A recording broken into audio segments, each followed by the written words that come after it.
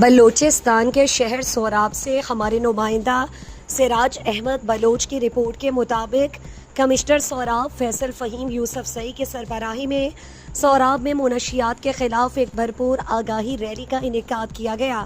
اس rally کا بنیادی مقصد نوجوان نسل کو منشیات جیسی مہلک لعنت سے دور رکھنا اور معاشرے میں شعور اور بیداری پیدا کرنا تھا۔ ریلی کا آغاز ڈی سی آفس سوراب سے ہوا، جو شہر کے مختلف راستوں سے گزرتی ہوئی پرامن انداز میں اختتام پذیر ہوئی۔ شرکاء نے ہاتھوں میں بینرز اور پلے کارڈز اٹھا رکھے تھے جن پر منشیات کے خلاف مؤثر نعرے درج تھے، جیسے منشیات سے انکار، زندگی سے پیار اور نشہ ایک زہر ہے جو زندگی کو نگلتا ہے۔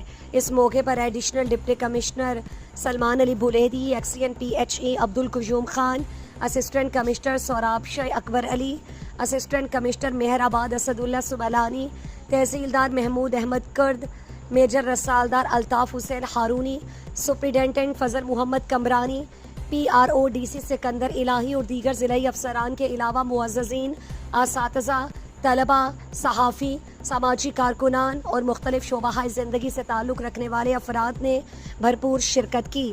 ریلی کے اختتام پر خطاب کرتے ہوئے ڈپٹی کمشنر فیصل فہیم یوسفزئی نے کہا کہ منشیات کا خاتمہ صرف ریاستی اداروں کا کام نہیں، یہ ہم سب کے مشترکہ ذمہ داری ہے۔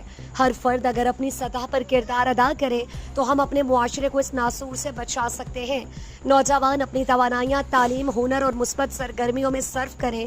شرکاء نے اس موقع پر عزم ظاہر کیا کہ وہ منشیات کے خلاف اس جدوجہد کو جاری رکھیں گے اور آگاہی مہم کو ہر محلے، ہر گاؤں اور ہر اسکول تک پھیلائیں گے تاکہ ایک محفوظ، صحت مند اور باشعور معاشرہ تشکیل دیا جا سکے۔